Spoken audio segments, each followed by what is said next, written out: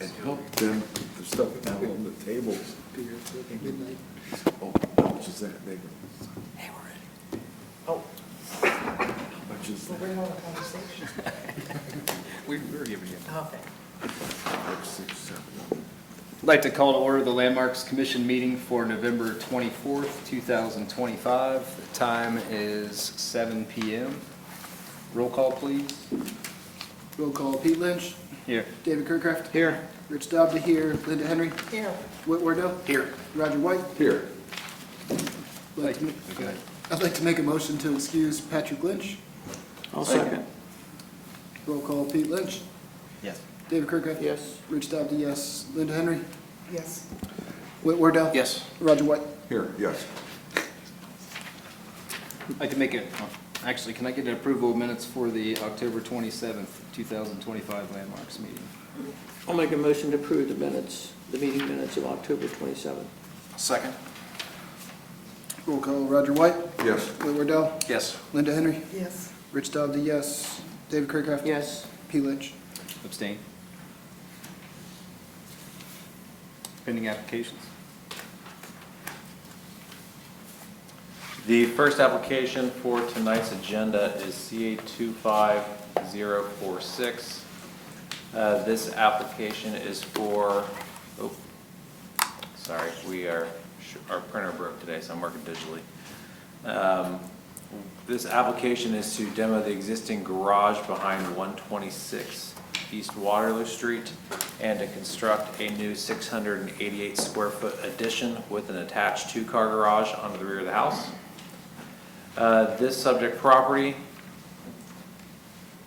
was constructed around 1929. It is one of the few Dutch colonial style homes in the city limits. 2 of them are right next door to each other here on this section of East Waterloo Street.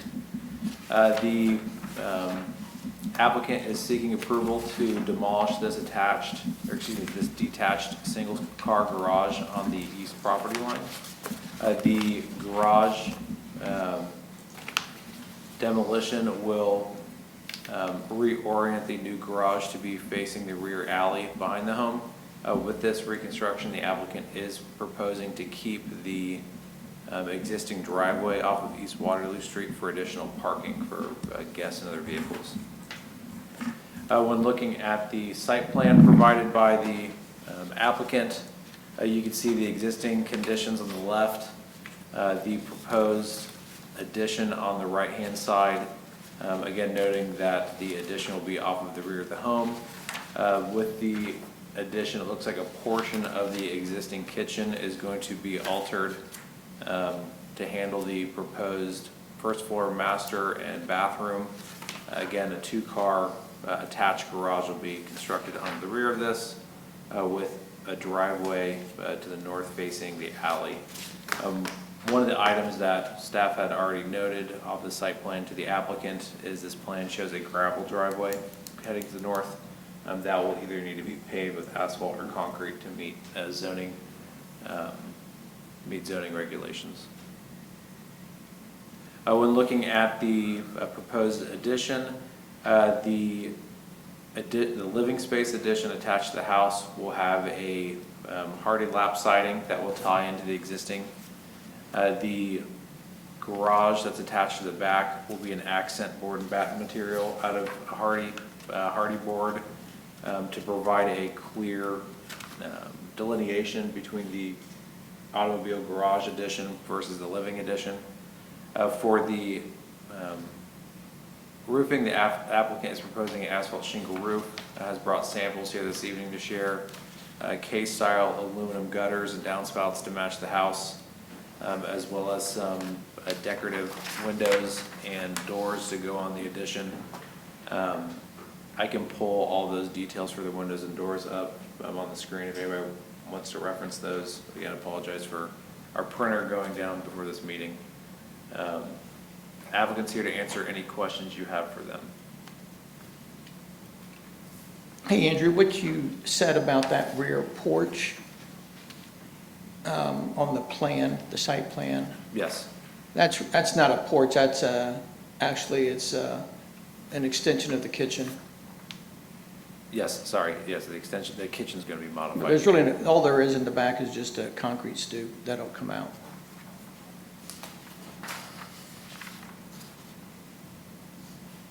Andrew, where does this put us, like a amount of square footage versus the acreage? Do we have any issues there? So the Old Town District does not have any lot coverage maximums. Okay. The only requirement in the Old Town District is you have to provide adequate yard space. The adequate yard space is not defined, so that has been on a case-by-case basis by the Landmarks Commission. In this case, the yard space could be a impervious patio area, the lawn area, and some of the lawn area in front of the house.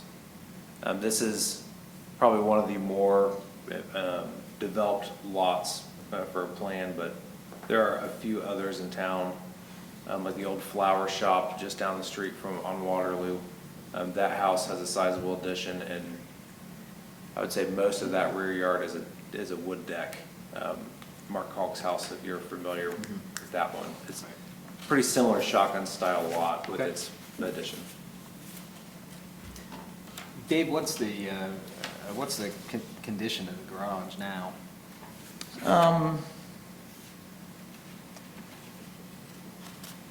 Well, see, what we originally were gonna do is she can barely get her car in that garage door right now. We were actually gonna widen it. Then she was going to, the concrete floor inside is just all busted up. Shut. Is it on a slab? Pardon? The whole thing's probably on a slab. And then I talked to Andrew about it, and he says if there was it would be nice to put a garage in the back off the alley so they don't have to come in off the Waterloo Street. I mean, the driveway's still gonna be there, so they have multiple parking spaces there. But most of the time, it'll be around the alley into the new garage. Thank you. Can we look at the elevations again, please? The lap siding will be hardy, but it'll be the smooth side. It'll be white. I mean, you guys have seen hardy before. Dave, was there any consideration of carrying the shakes from the existing house forward onto the garage? rather than- You know what, the reason I didn't do that is because the shakes on the existing house just kind of stands out, and I didn't want to keep taking the shakes and not really being able to match them. So I'm just thinking it would have looked too disjointed to have visually the shakes on the new part, but it's not really the same. So that's why I didn't carry the shakes on back out. It's pretty common to mix those materials up in newer houses, newer neighborhoods, but I'm not sure about that here. It's something I wanted to bring up of having 3 and 4 different types of siding going on wasn't very typical. Although I do agree, it's a nice setup there.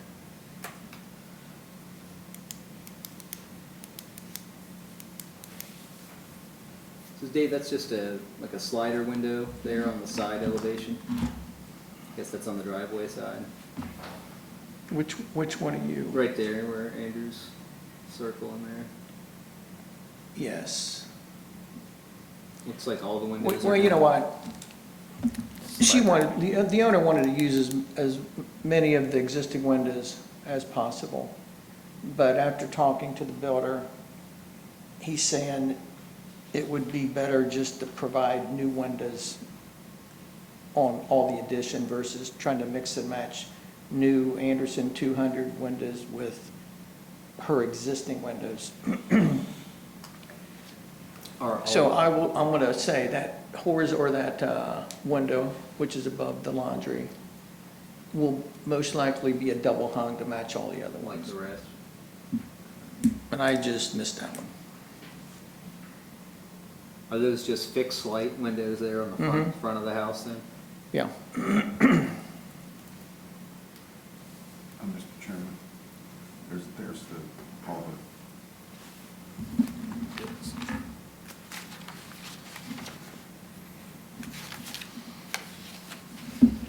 I've got cut sheets of that Anderson 200 window, but it's, I'm sure you guys have seen them before.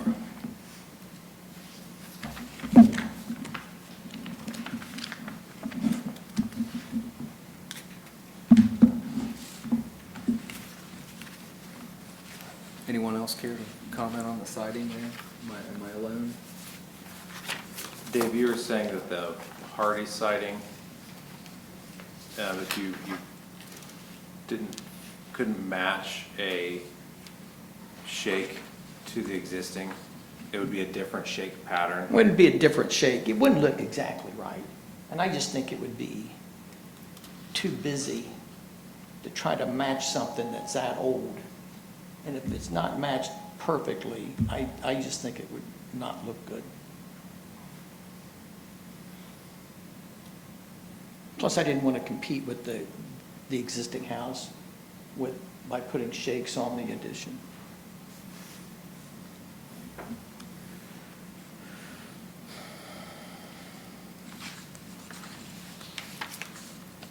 And Mr. Lynch, Dave did send me a couple different iterations for this facade design. I told him this one I liked the best, so that's the one we kind of rolled with for the submittal, but you did have one that had all horizontal lap, correct? Yeah.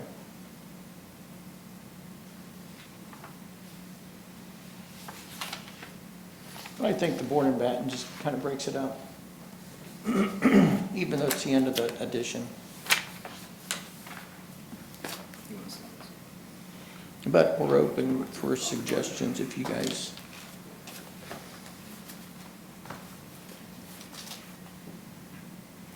So, second story, but first floor is going to match that. Is that a wood lap that's on there now, Dave? 6-inch wood lap? Yes. I mean, it might be like 6 1/4 or 6 5/8, but we'll use the 6-inch for the new lap siding. James Hardy. Yeah. David, did the, I mean, like I said, it would be the smooth, it would be white. he mentioned last night. So it's hard to see from this view here. Is the upper roof a different color than what's going on here in the lower part? Yes. It is. And what's the plan for the back then, as opposed to all these others? I didn't. Those are the shades.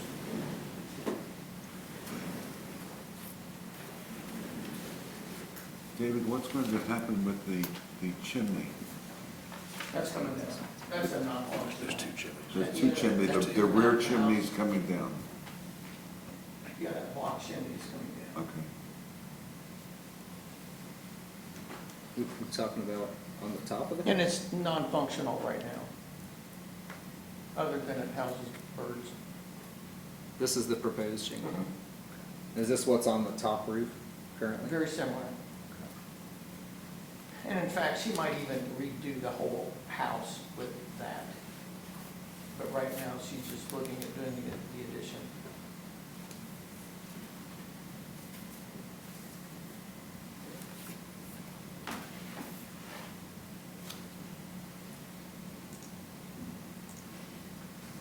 Can we go back to the elevations one more time, please, Andrew?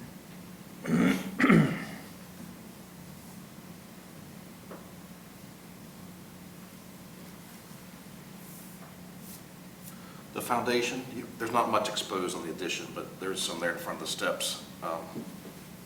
What do you plan to use for that? I know the foundation will be block. You mean, are you thinking about just matching what's there? Well, I just wondering what you had in mind, yeah, because what's existing is pretty pronounced. Yeah. I was just gonna leave it block, but if you think it should be to match what's there, or try to match existing. But it would probably be applying like a Z brick, something like that. You're not gonna try to match the rock face that's there now, That decorative, decorative block? well, you know what? I could ask him. I could ask the, because it'd just be probably the top two courses. Yeah, being that it's running in line there, might look better. It's not been painted, is that just natural? Yes.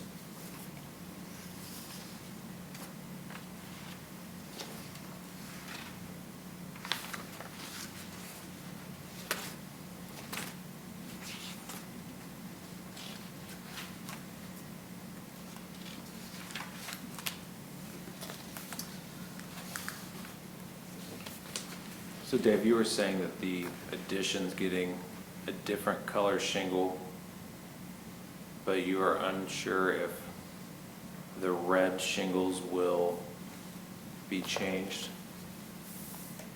If she decides, the red shingles as of right now will not be changed, but she's been thinking about re-roofing the whole house with that new shingle. All the shingles will be that color.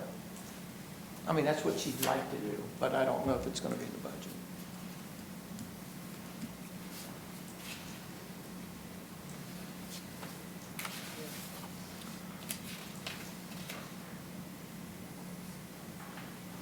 You said the upper roof is a darker color than the rest of the house? You know what, to be honest with you, I pulled it up on Google here and it looks like it's all red.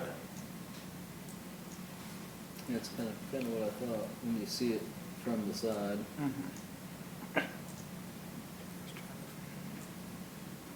Because all these roof lines look about the same as whatever this color is. Yeah, it's the same.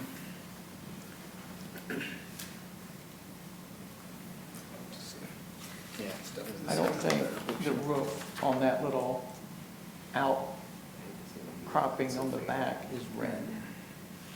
This, Yes. Can I see that shingle again, Whit? Thank you. yeah, because just looking at it, it looks like the garage and all this, Sorry. at least from Bing, it looks the same. Maybe see if I can pull it up with another search. Rich has got a clear shot of it right there. That's definitely all Okay, red. yeah. That's just straight deal. Of course, I guess I could ask her if she would do all the low roofs, you know, the little, on each side of the, right above the first floor. Maybe make that the same color as that asphalt. Kind of think if she's, if we're gonna go that route, she might wanna do it all, because Yeah. you can see them all pretty clearly together as you come down the street. And they kind of connect with that. I mean, this piece comes down, I mean, they literally Yeah, touch you- each other. Yeah, you wouldn't wanna do that. You probably can't even get that shingle.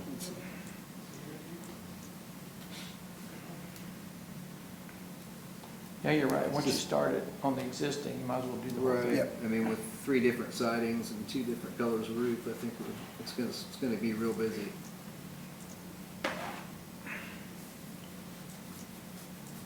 You mean, what do you mean on the, you have the shakes and then the lap siding on the existing?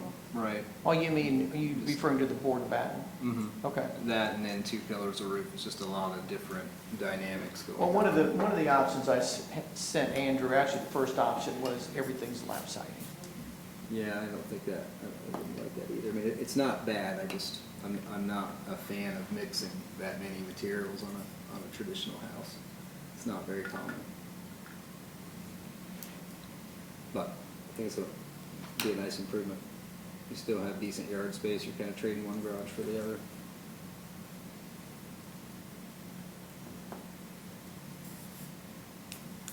Just not sure about the roof color.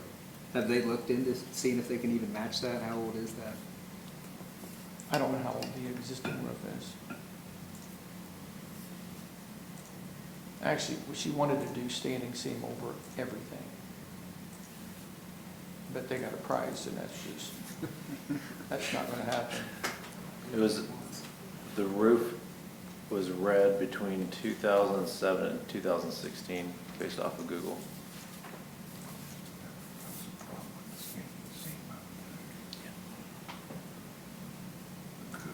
So it potentially isn't red now, I'm talking? No, it is now. I'll see if I can find the date on the auditor's website.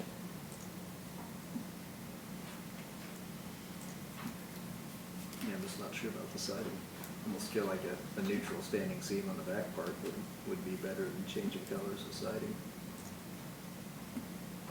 Then you're adding another layer of something different in.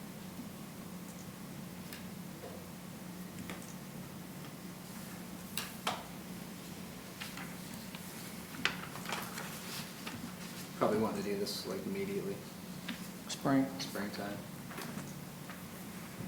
I think I'm okay with the design, but the roof is, I'm not sure. Is that something you feel like you could talk about? Mhm. Just feel like that needs to be a little more cohesive, or make a decision to just match all the roof, and then I think it ties together a little better.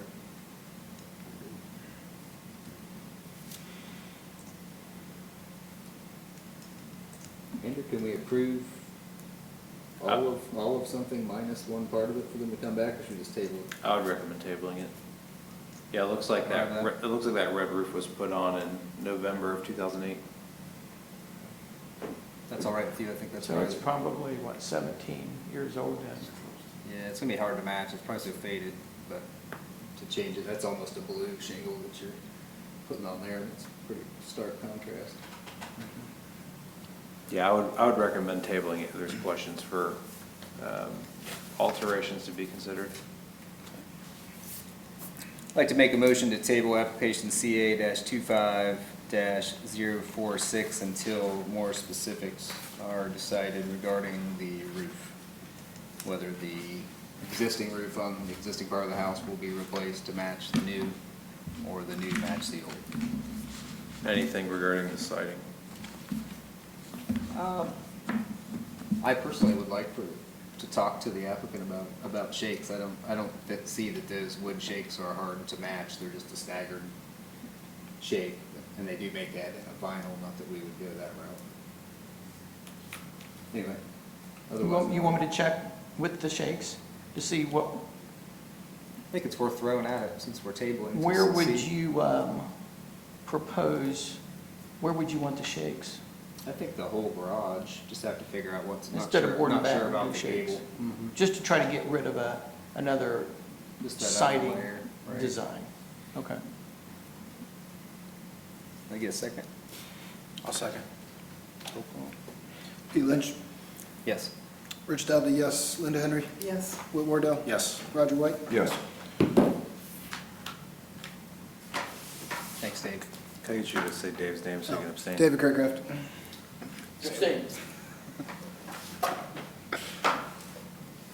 Just a second.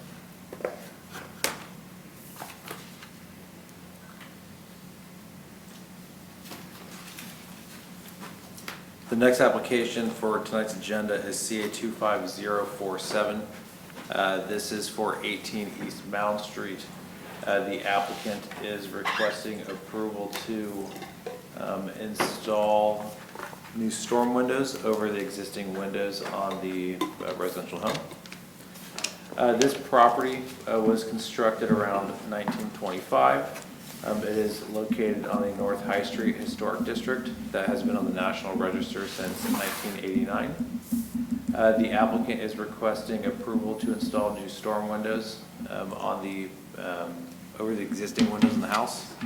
The applicant has provided photographs of all of the existing windows that she is looking to retain while getting some energy efficiency from new storm window systems. With the storm window, the applicant has provided the 12 windows they're looking to have, 15 windows they're looking to have new storm windows on are by this brand here called Invisible Storm Window. With this product, I did send you guys some links to product information and videos for you guys to take a look at. This storm window puts in a channel around the existing window trim on the outside that gets attached to the house, and these windows have a compression fit to fit tight into that jam location. If you guys want, she sent me a link to a video that kind of, we can quickly go through. It shows how they install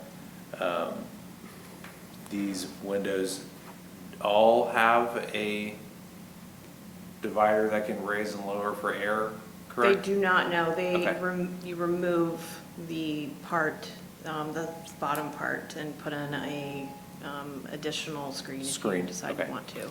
Yeah, so there's a divider that separates the window from top to bottom with the new replacement product. Okay. Maybe I can just see if we can get this to work here.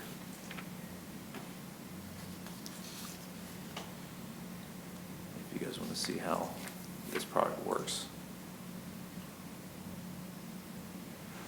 I think more people should do videos. Sure helps.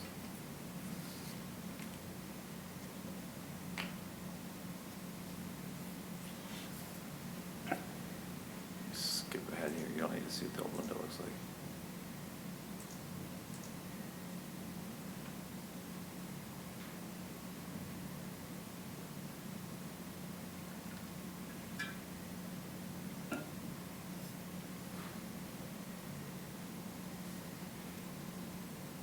Yeah, so just from watching this here, you can see they fit the custom sized piece of glass to the opening.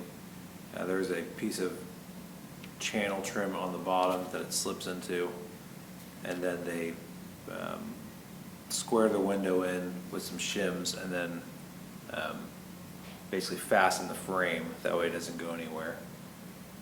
This divider here separates the lower section, which is removable. The upper section stays fixed, but the frame goes the full length all the way around the window to structurally hold it in place when you put a screen or take the bottom piece of glass out. Mhm. Yep. So it's pretty permanent, you can just Yeah. change the bottom. Yeah, you can take the bottom out from the inside. You don't have to go on the outside of the home. Which mine was that easy?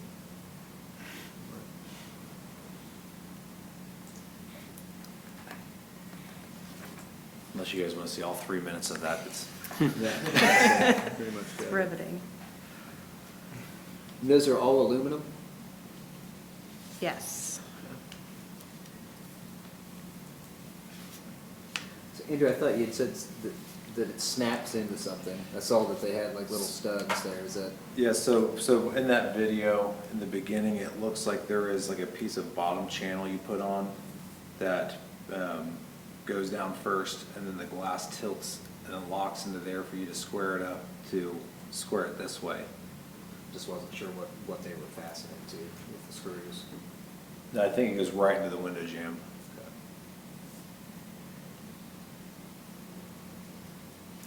It does look a little bit like an older one. Let's see.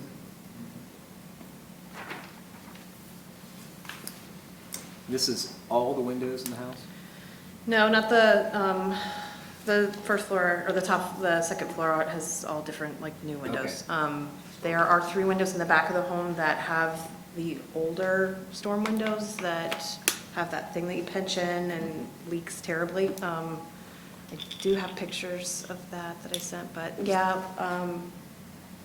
that top one, there are storm windows on that.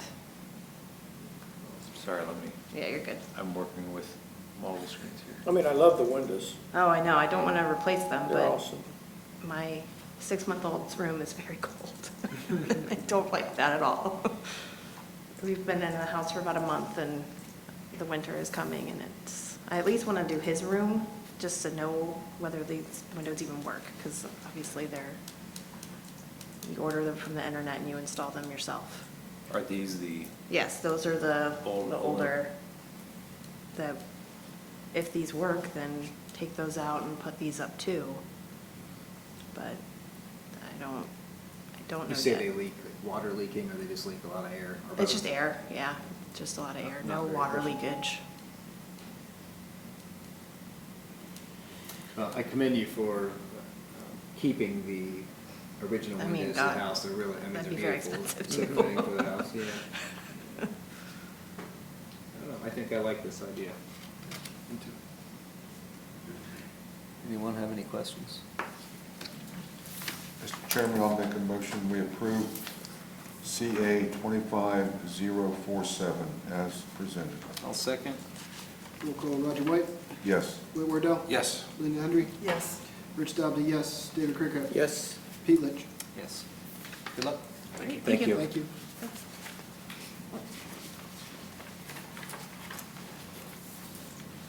Again, sorry about all this technical difficulties today. It's making this a very fun meeting, so if there's anything you need me to go back and forth on, let me know. I can pull up their whole application. I brought those with me, so I can pull those on the screen. Just help direct me, since I can't let you be independent and flip through your own stuff. So, we're near the end, though. This next application, CA 25048, is for 34 West Columbus Street. The applicant is requesting approval this evening for new vinyl windows on this residential home. This residential home was constructed around 1880. In 1907, there was a large addition added onto the house. The historical inventory form I saw said that the reverend that lived here had 8 children, so there's probably lots of bedrooms in this house. The front porch was also added during that 1907 remodel of the home. The applicant this evening is requesting approval to install 25 new white vinyl windows in the home. The applicant's application here shows that it'll be a 4/4 grid pattern. When looking up the spec for the SDL from the manufacturer, even if the grids are dimensioned, they're in between panes of glass. So I did want to make that clear for the commission. But when talking with the applicant, it was unclear whether all the exterior trim is being modified with this project, or if the trim will remain as is. Again, talking with the applicant, the level of trim around the windows kind of varies on each elevation, each floor. So just a question for the commission this evening.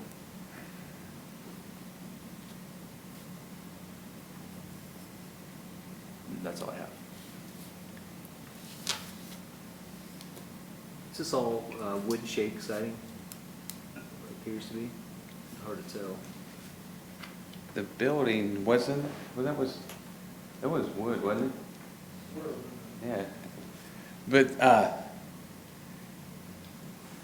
so I'm here speaking on behalf of Kevin because he is away on, it's his anniversary. So I got thrown under the bus, but, I do know that, want to redo the windows, and I thought that it was come about with the grid pattern that was in question with this or not. So, but the grid pattern, I believe, is what they would like, and if you can't, if we could do it without the grids, either way, but there'll be vinyl replacement windows. What are the existing windows? Excuse me? Are the existing windows, are they gridded Wood. or is it just 1/1? No, 1/1. Yeah, let's see. There's a better photo for you. Divided light. Those are some tall windows. They are. I believe this house is aluminum siding. It is I believe it is a you're shake right. like Yeah, on aluminum, second. though, right? I was on site here before. You're right, I do believe it is a aluminum siding. So it looks like some of the windows have aluminum coil, and it's hard to tell even on those upper ones. Yes, I and doubt any definitely of it's wood. needed some, little bit of upkeep.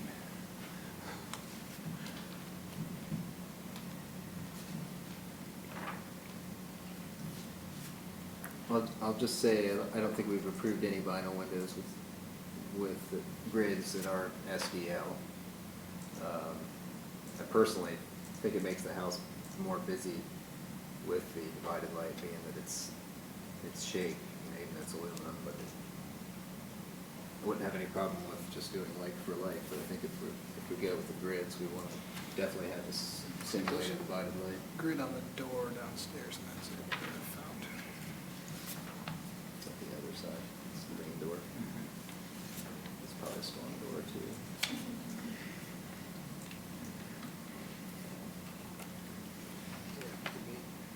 It's just a half door, or half window. But thoughts on the SDLs with this architecture? Well, I'm just wondering if we should just keep it 1/1. I would prefer that way. And he's More fine, appropriate. he's fine with that.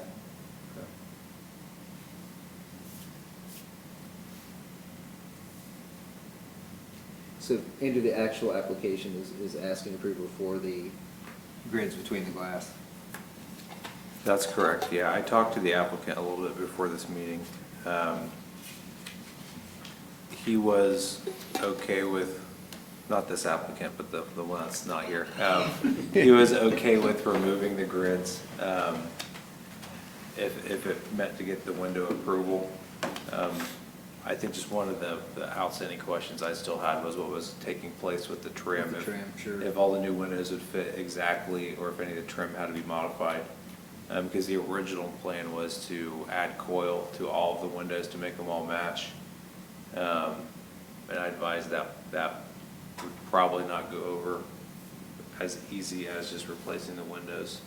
But I never had any clarification on that component. I'm not sure you're prepared to answer those questions. Oh, I can answer it. Okay. So are you talking, you want to get them wrapped so that they're all the same? Is that what you're asking, that you would like to see, which I'm sure. Not within this district, not coil wrapped windows. Well, no, but I'm saying around with the aluminum. Yeah, I'm just not, like Andrew said, I'm not really sure what each window is gonna require. Looks like they're only coil wrapped on the front of the house. Is there any pictures of the other side? Yeah. That's the opposite side. Typically in an application of putting in a replacement window, almost anything that's on the outside could stay as it is. You know, but if you need be, you can always make it larger or smaller to match what, you know, what you guys would approve that you'd like to see in the house. You able to zoom in on that back window that the previous one there, the upper? Almost looks like it has a sill and a header. Mhm. Maybe it did. Kind of hard to tell. Is that the only window that has a sill? I didn't really pay any attention to on the sides. This side does not. This side, these first floor windows look like they are possibly made out of wood because of the overhang. Yeah, I'm sure, I would go as far as to say that all of those have a larger wood around them that typically in that situation would be probably wrapped if somebody had done the aluminum correctly, then you would wrap the wood to cover it to save from painting all the time. Typically why we frown on the wrapping with Yeah. coil, because they usually chop all the sills off and any architectural detail or Right. layers that were there get taken off, and to put a flat coil on it, you lose that architectural detail around the windows, which sometimes can be half the facade.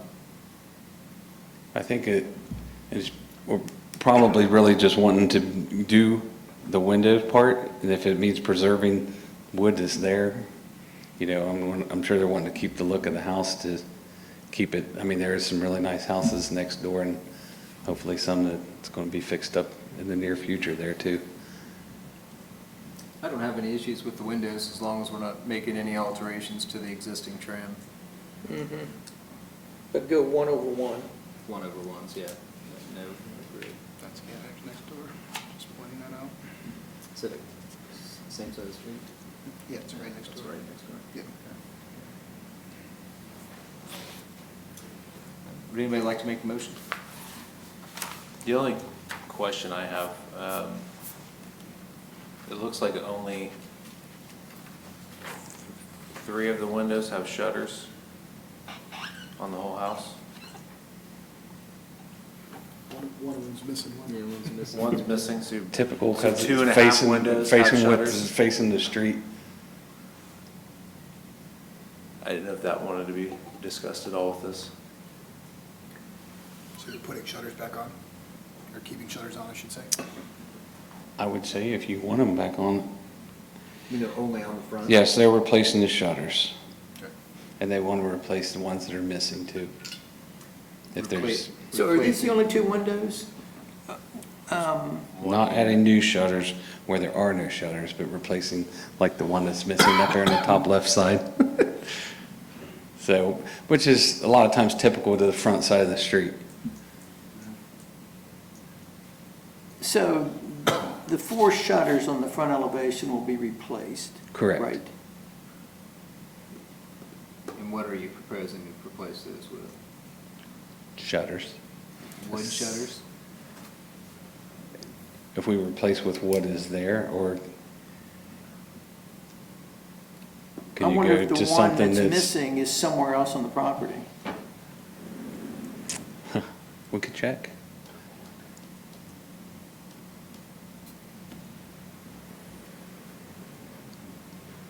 I think I'd like to see a specific on the shutter before we would go there, not a vinyl option. I mean, do they look like louvered shutters to you? I mean, the design? They do. Okay. Mr. Chairman, I'd rather. What if we matched, match to what is there with the other 3? Mr. I Chairman, mean, I I'd think rather that- have, rather than vinyl, I'd Picture rather like have no this. shutters. Correct. Maps, Yeah. Google Earth, or Street View. Yeah, rather than replace with vinyl.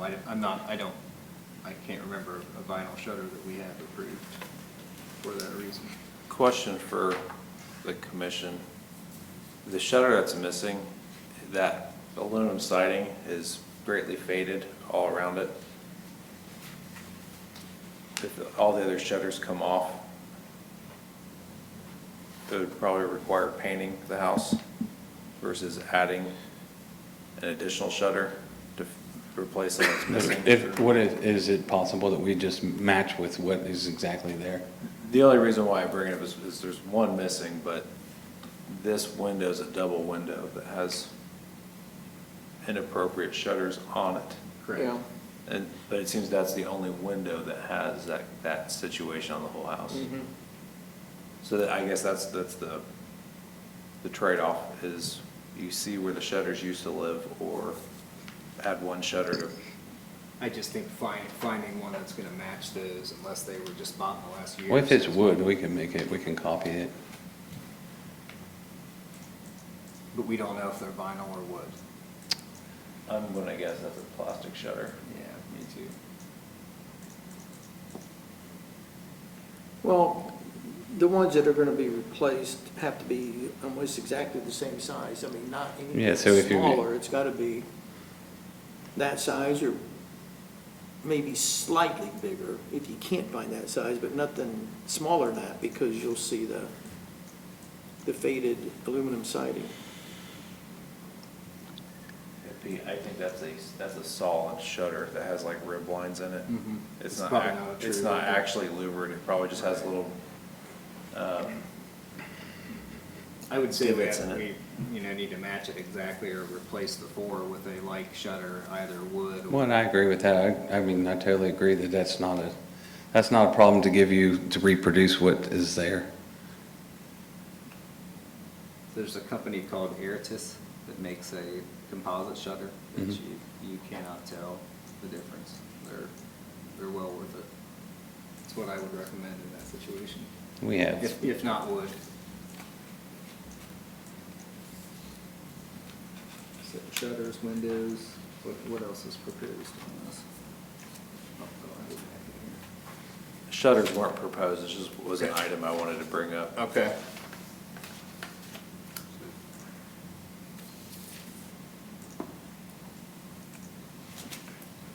Any further questions?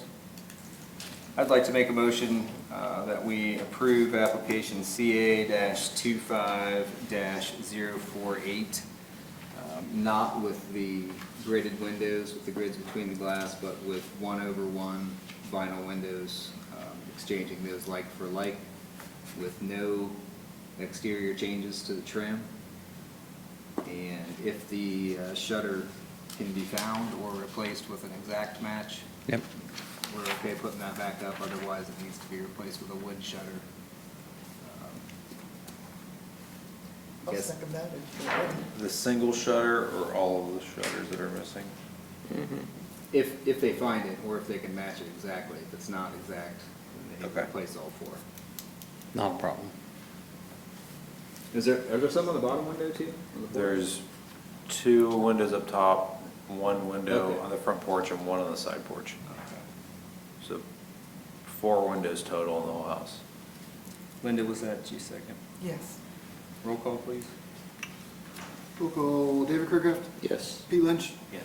Linda Henry, Yes. Rich Dodd, yes, Whit Wardell, Yes. Roger White. Yes. Thank you. Thanks. Thank you.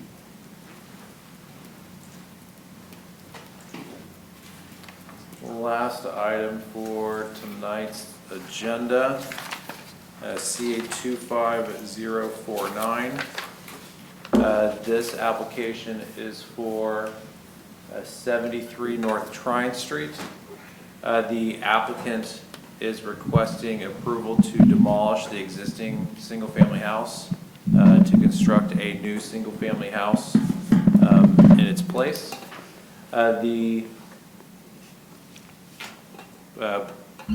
Again, this is really where having no printed packets for you guys is going to hinder you. The applicant provided photographs of the outside and some of the inside of the house for your review. The applicant is proposing to demolish this existing home and attached garage, reuse the existing foundation for the new construction. If you want me to reference any of those photos, feel free. We can always go back and take a look at what they submitted. When looking at demolition considerations, the Landmarks Commission, and I apologize, I'm going to read this. Any request for demolition in a historic district must be reviewed and approved by the Landmarks Commission. Demolition of an older historic building can be a difficult decision. In an ideal world, all historic buildings in the Old Town area would be preserved, rehabilitated, and put to an economical and appropriate use. Sometimes, however, other factors enter in, and there's pros and cons in the demolition and the impact that it would cause on the character of the community. When a demolition of a building is proposed, it is the job of the commission to carefully evaluate the proposal to determine if all facts and to make the decision on whether or not the loss of the building is acceptable. In order for the proposed demolition to be considered, the following steps must be followed. If the demolition is proposed for a modern building with a historic or architectural merit, the commission may determine that the demolition is appropriate without conducting an in-depth review. However, the commission first must determine if in-depth review is necessary. The in-depth review criteria are on the screen.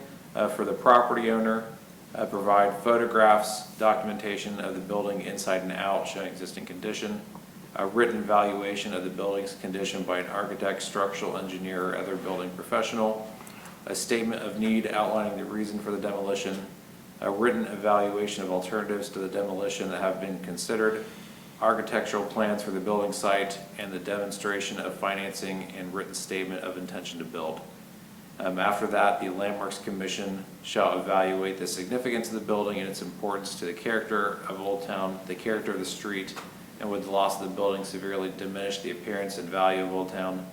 The building's condition through photos, written evidence by a qualified architect, structural engineer, or other building professional. There's a bullet missing here. Have all possible scenarios for rehabilitation been examined. The reason for wanting to demolish. Have the owner investigated alternatives that will retain the building and make it economically viable. If the building conditions at issue, has the owner allowed the building to deteriorate over a long period of time, creating hardship? And then finally, the plans for the site with the proposed project enhance the physical character for Old Town. Does it complement the existing streetscape? Does it meet an identified community need? And are the plans submitted for approval at the same time the demolition is being proposed?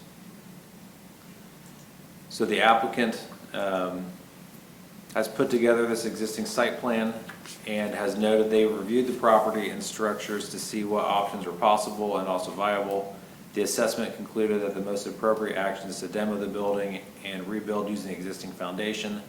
The foundation can be repaired and reused as much of the ground floor as can much of the ground floor system. The garage in the rear is in bad state and should not be salvaged for both usability and safety. Also, by removing the garage, the rear yard is opened up and will be used as recreation space. So this site plan notes and is coded noted of the existing conditions for the site. When looking at the proposal here, again, you can see that proposed house fits on the existing foundation. The applicant does note on this that they will be coming back for a future garage application for you guys. Talking with the applicant, it'll likely be during the December landmarks meeting. Just wasn't ready for tonight's discussion. With the proposal here, the applicant has provided floor plans of first and second floor, showing how the layout of the space will justify some of the design elements for door locations, windows, etc. The applicant has put together elevations of all four sides of the house. The proposed house here is taller than the existing.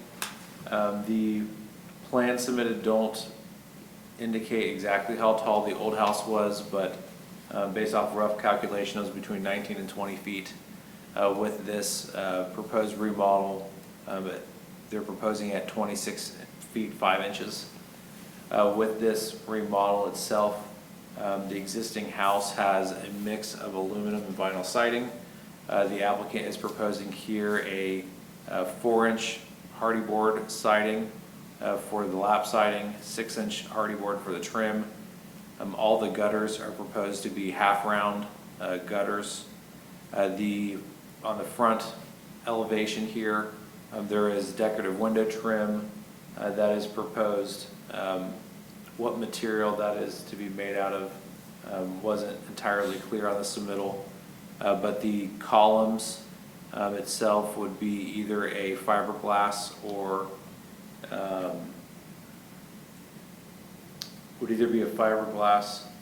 composite material.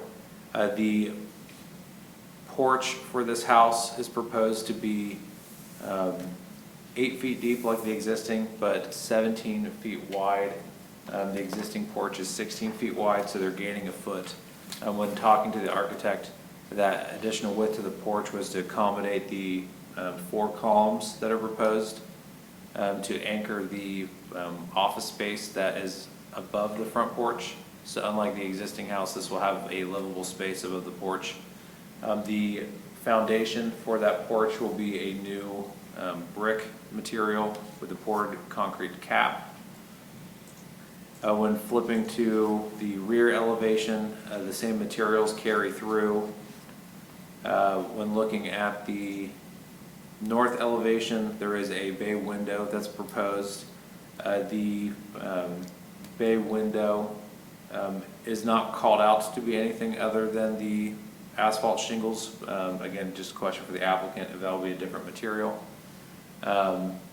The crown slate asphalt shingles is a architectural shingle. I believe the applicant has a cut sheet to go over that this evening with you guys. There is a man door on the north side of the house as well. And then looking at the east side of the house, or excuse me, the south side of the house, this will face the driveway. The applicant is showing here a series of windows with decorative trim, as well as the same materials for siding for the rest of the property. Some of the items the applicant did not note in the drawings, but did on this document here, noting that the siding will either be an LP or James Hardy. The asphalt shingles is crown slate with a 10-inch exposure. The windows would be an Anderson 200 series.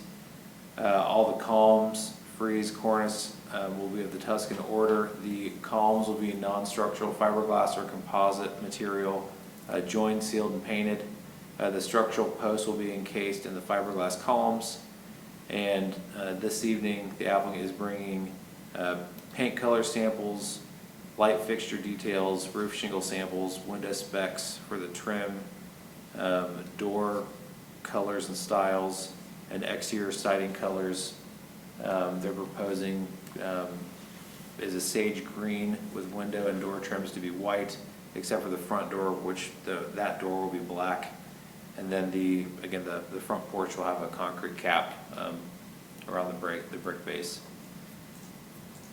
A lot to kind of go over, but if you guys want to go over any of the photos submitted by the applicant for the existing house, we can.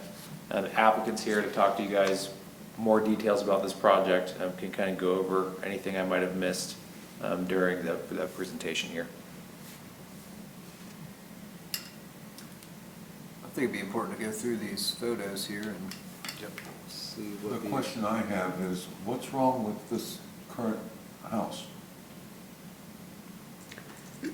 So we did take a look at it and evaluate just to see what could be salvaged, what could be rebuilt, reworked. There's some water damage on the inside. It's been there for quite some time. It's been added onto a couple of times throughout the years. There are multiple floor levels on the first floor. On the back of it, it steps down, and it's a very disjointed interior. Another issue that we ran into on some of this is we are intending to bring this up to current code, both NEC, Ohio Model Energy Code, and Residential Code of Ohio. With that, and looking at, we're going to be taking out insulation, wiring, drywall, sheeting, all the siding, and some of the studs on the inside need replaced, need fixed, so they're warped, they're damaged, and as is the bottom plate as it attaches to the foundation, so there's quite a bit of damage. And what it came down to was what was going to be needed to salvage was going to be, there's no way we could keep it all standing as we were doing the renovation. Flooring on the inside is, it's a narrow hardwood, tongue and groove. It's the original, looks to be like either maple or oak. And it's buckled, it's wet, it's been wet, it's swollen. And so we know that's going to have to come up, as will outside walls. A lot of this, when this was originally built, they didn't have insulation on the inside, so you'll see some holes on the side where they came in and filled it. So there's going to be some of those chemicals, some of those open cell foam that's stuck to the inside of the studs on the interior, and to trying to clean that and getting it mold and so on. It just became such a cumbersome thing that we were going to end up having to replace most of it to begin Right. with. The only thing you were going to say was the foundation. Yes, and so we do want to use that as foundation. And it's a glorious old foundation too. It's got the glazed block, and it does need some repair. There's a couple places where it has buckled in just under hydrostatic and geostatic pressure over time. We've looked at it, we've studied it. That can all be fixed, and we want to fix that and reuse it as what we can. There may be a couple of them that we have to replace, but it's going to be subterranean, down low. So, but I think we can do that. We also are going to have to do some reinforcing of what's there, but we can do that, and we can keep it, and we want to try to salvage that and reuse it. We will need to do a little bit of patching repair of the slab in the basement, but not anything, not anything that we're afraid of that can't be done. It can't be done well, so. In my time on the landmarks, I've seen the complete demolition of one building on Washington Street, which we all voted on, and then the two on Waterloo, in which no part of either one was reused, and the house on Columbus Street. We didn't use any part of that house, the existing house. So there is some part of this structure that's going to remain there if we go with the new construction on top of the existing foundation. So, If I may add, one of the things that I look at, just from design, right? I love old buildings. I love the history. I would love to go in there and sit there and listen to those walls talk. What year was that house built? I think like 22, the original. It was added on to, from what we could tell, somewhere in the 40s and then again in the 50s. And then I'm not sure about the siding. It is kind of a mix match of various things. I'm not sure when the porch was added. But one of the things that I look at this is when you go through a town, an old village or anything like that, everybody that's lived there since the 20s have put their thumbprint on it. And what I look at is we want to try to keep that. And I kind of view it as from the perspective of this is our thumbprint that we get to put on it. So we want to preserve as much as we can, reuse as much as we can.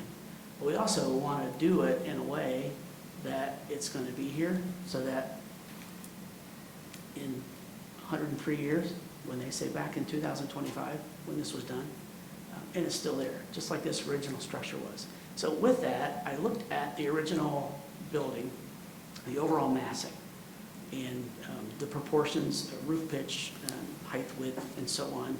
And so with also length and width of the building, the height, that overall massing, we're trying to keep that and give a nod back to it. So that was part of the reason for the design with the shed dormers on the side, was so that we could keep the front facade. It is taller, but we didn't want it to turn and look like a two-story house. We wanted it to look like similar massing and scale.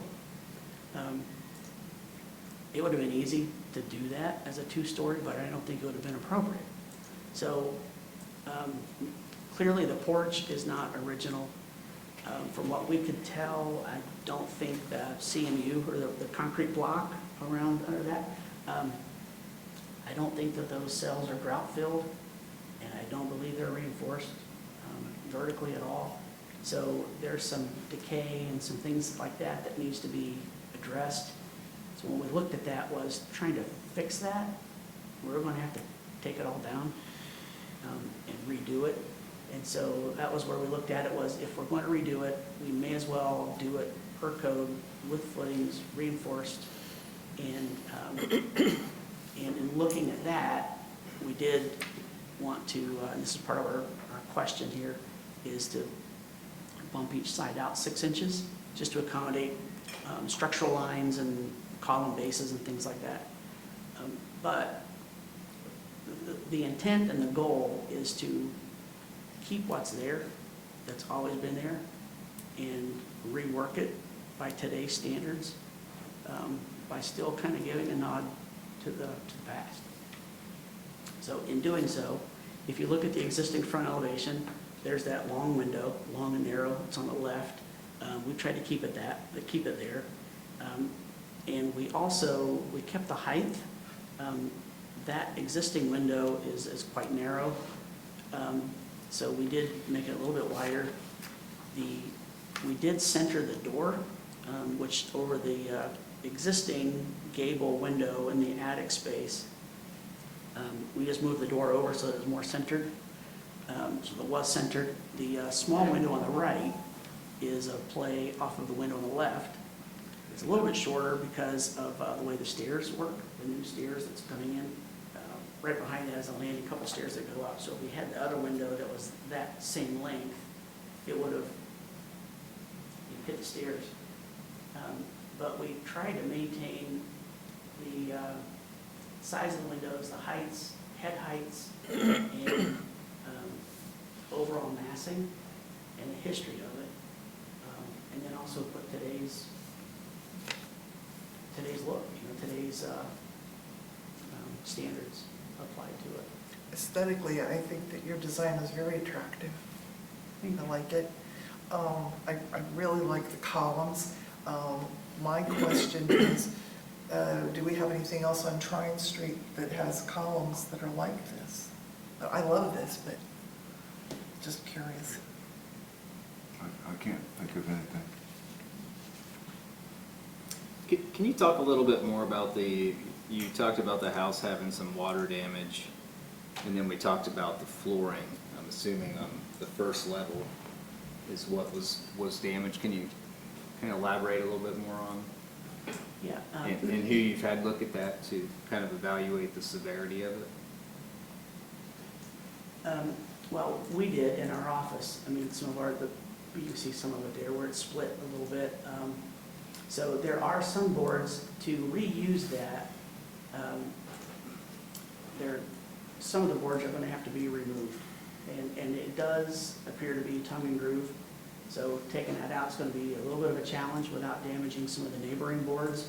But there's also been, over time, there's been rugs put down, so it's discolored.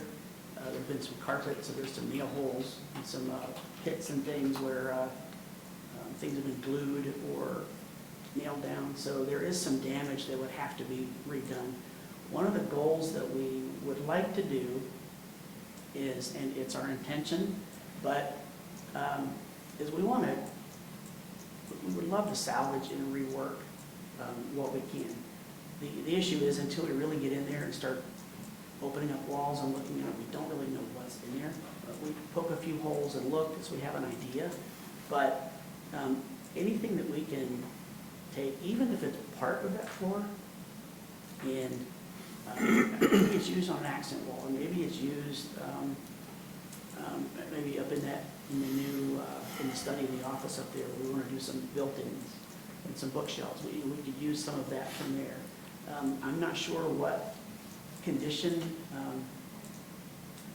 some of the beams are going to be in the ceiling and the floor joist, but if we can use those and incorporate that into our finishes and wherever so that it's more visible, that's what we want to do. My house is in Winchester, is from 1924. The boards that we're showing here in this photograph, are these, how wide are those boards? Are they kind of not very big?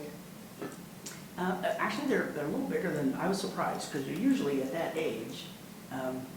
Back then, they used a lot of maple, and they used a lot of maple at the time, and they were the narrow board, 2 inches, 2 1/4. These are closer to 3, 3 1/4. Oh, that's better. Yeah, I mean, they're wider, which maybe question if they were original or not, because it wasn't common in 20 to 22 in that era to have hardwood floors that wide.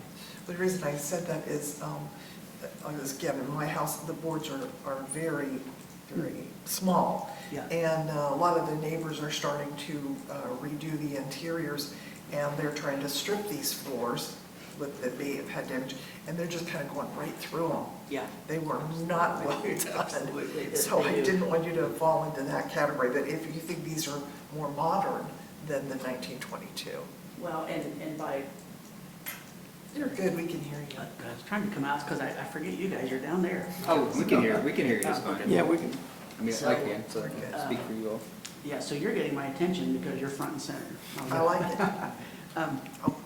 So, by modern boards, right, we're probably looking at somewhere in the late 30s to mid 40s, right around World War II beginning, is when you really start to see a lot of the wider planks coming out. And then in the like late 60s and 70s, they all went back down to narrow. So. To answer a question I heard earlier from Linda about the column placements, I just did a quick drive through all of Old Town as you guys were talking. This is probably the most comparable house for column size. We do not have another house during my quick Google tour that has double columns on a porch. The only time there are more than one is when the porch has a return, and this was this house is the winner of the most columns on any porch in the city, I just found out, so. They but are, this they is are typically stacked front to back, though, not side to side. So this was a comparable, to answer Linda's question, that got brought up for you all. Sorry, insulin, sorry. Andrew, thank you for that. I agree with Linda. I think your design, you put a lot of time into it, and it's beautiful. My issues, I have several issues with this application, but I think we have a lot of questions that Andrew spoke about in the beginning of things that need to be answered. I think I could have a pretty lengthy conversation about what could be. What I'm not hearing is really what's wrong with the house that it would need to be leveled. Most people that want to come in, they've got problems with the foundation, and it looks like that's the one part you want to keep. The floor damage that we just showed, I restore houses for a living, so I know that they're difficult to repair, but it's certainly doable. So there's an awful lot of information. I think I would want to see your words where we really don't know what's in the walls or what the beams look like. I think you kind of got to, if you're really taking it this far, you got to take the steps and tear into it and find out what you do have. And then if a structural engineer can come and say, hey, there's all these issues, then we have something more to talk about. But for me right now, I'm not seeing enough of this historic house. Can I speak as a framer? Sure. I'm a general contractor. What the biggest, worst part of this probably is the fact of the add-ons and the different elevation changes of that to do, the look and trying to preserve, the beauty of the town and what we're trying to accomplish. Your Is it different this? wall changes of heights and thicknesses through that back, the whole back section of that addition is just totally gone. It's had rain, water damage back in that corner. It's completely gone. It's absolutely horrible. That whole back, absolutely. If you've been in it and done it, you wouldn't not do it. This, Well, and for the like I say- commission's, just quick note here, I didn't touch on it too clearly, but from what I could find through our, believe it or not, we had paper building permits. This addition on the back of the house right here was put on in 2003. I actually found the permit card, the inspection results. So this addition was put on in 2003. Apparently not very well. No, absolutely not. Gee, 22 years, that's pretty bad. And it's Andrew. a little rickety Yeah. in some places. I mean, I'm a big guy. I wouldn't go past the center of it. Well, we've had situations, the house on Columbus Street, it was a double there that was torn down, and we actually toured that home before we made a decision on that. We did. And there were some serious. There were some very Foundational serious issues where- issues there. Have you had a structural engineer inspect the foundation to even know if it can handle this type of load? Because it's, again, I'm a builder myself, and I run into this all the time. In fact, this year, it's been 2 times where we've wanted somebody to do the same thing, and we found out both times that there was no way that old foundation was going to accept that kind of load. yes, we have, and we've also evaluated in-house with our own staff and our own, Okay. people that we have. There are some things on the existing foundation that are going to need to be repaired, and we will need to do some reinforcing. It's probably not going to look like show quality. There may be some, we are going to add some steel reinforcing in some of the cells when some of the tuck pointing that's going to need to be done, mortar replaced. We can patch and repair that, and we can, I don't know if there would be a complete restoration, but it's going to be pretty close to the point where when we really looked at it and really studied it, there wasn't enough about the foundation that warranted digging it all out, because it's all right, we can do this, we can work with this, we can use it. I mean, is this considered a complete restoration when you take the house down to the foundation? It's not a restoration by any means. I mean, that's just a new build. Right. The verbiage, Andrew, that you read in your beginning presentation, has the applicant answered to the staff's satisfaction? So the direction I let the applicant know is this section in the Old Town Guidelines says if an in-depth review is merited by the Landmarks Commission. In any of the demos I've ever found record of, the Landmarks Commission has only once not warranted an in-depth review, and that was for a building the city was tearing down for a project, not like a developer or a property owner. And that in-depth review was justified with basically photos and a master plan for the site that was going to be developed. In terms of this component here, the applicant did provide some photos of the inside and out showing existing conditions. The statement of need outlining the architect is this paragraph here, as well as some of the discussion had this evening. But some of the components, like Mr. Lynch had noted for the structural engineer, evaluation of alternatives, I would say the last component here, intention to build, is kind of this application component. So 60-40, I guess. But it's up to the Landmarks Commission if the in-depth review is necessary to start with. But the direction I gave is 99% of the time it is necessary. Can you go back to that previous page there? Where am I going? I'm sorry, they're right here. So it says the foundation can be repaired and reused, as can much of the floor system. Can you elaborate on that a little bit? Yeah, some The of the floor, floor joists- system is what's you're saying has been water damaged? Yes. Okay. Yeah, and so some of those floor joists are going to need to be replaced. Some of them are undersized, just because of of the era that it was born or was built, right? And also, at the time that was built, building codes and building standards really didn't exist.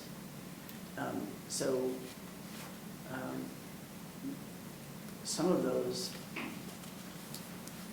guess some of the parts and pieces that are there are going to have to be replaced. And in order to know exactly which ones, we can see from down below, but we can't see until we take the floorboards off which ones exactly are going to need to be replaced. But we do know that there's several of them that will have to be redone.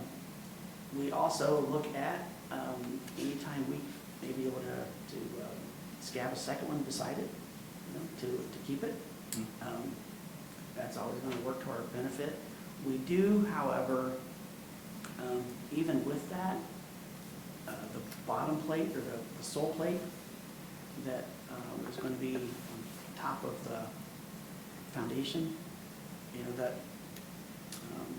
band boards and floor joists and all that sit on, that all has to be replaced with sealer and all of that. So part of the demo that we're talking about, why taking it down, is in order to make it current, there are building codes that we have to follow, and that would require taking it all the way down to the bare concrete block. So you have had your band boards is what you're talking about going around the outside of your house. Is that insect damage or water damage or both? Yes, all of the above. And have you had an assessment on what it would take to replace those? What it would take to replace them? Well, Just to repair what needs repaired and as opposed to? They would need, it's one of those things that if you're going to replace, 3 or 4 of them, or 5 or 6 of them, then you need to replace them all, just so that everything is current wood, current sizes. 2x4s back then were actually 2x4. And 2x8s were actually 8 inches. So some of the floor joists are 2x8s, 8-inch systems. I know that by today's standards, we would need to increase that or to scale them, double them up. So we are dealing with modern day modular versus actual. That wasn't a problem back in the day when they built it, but it would be today in trying to patch and repair. I guess I'm still, a lot of things can be repaired. I'm still seeing the whole of why the entire place warrants a demo. I think for that reason, I think I would want to see a more in-depth review and probably like to tour the property to really take a look and see. And again, that statement that you made of you don't really know what kind of beams or what's in the walls Yeah, and to until you clarify do that. to know Yeah. if the place has to be taken down. I think those are pretty important things to find out.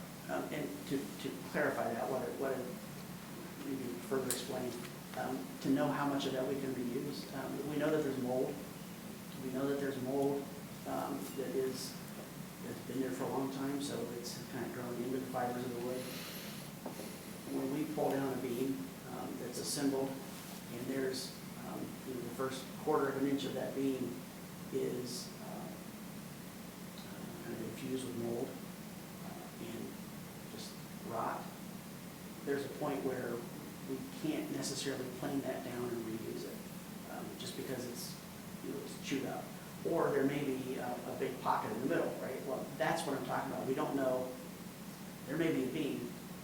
I'm not sure if we can reuse the entire beam or a section of it, because until we disassemble and really pick it apart, it's kind of one of those things that's on a case-by-case basis. As we're looking at it, you kind of realize you keep picking it. What's the holdup for doing a total interior gut so you can find all those things out? Looks like you're halfway there already. Well, but there are some load-bearing walls on the inside that we can't take down. I mean, just to get the plaster off so you can see, or pull up some of these floorboards that you're talking about so you can see the actual joists. Well, in order to evaluate all of them, we would have to pull the whole, that's where we get into the whole disassemble.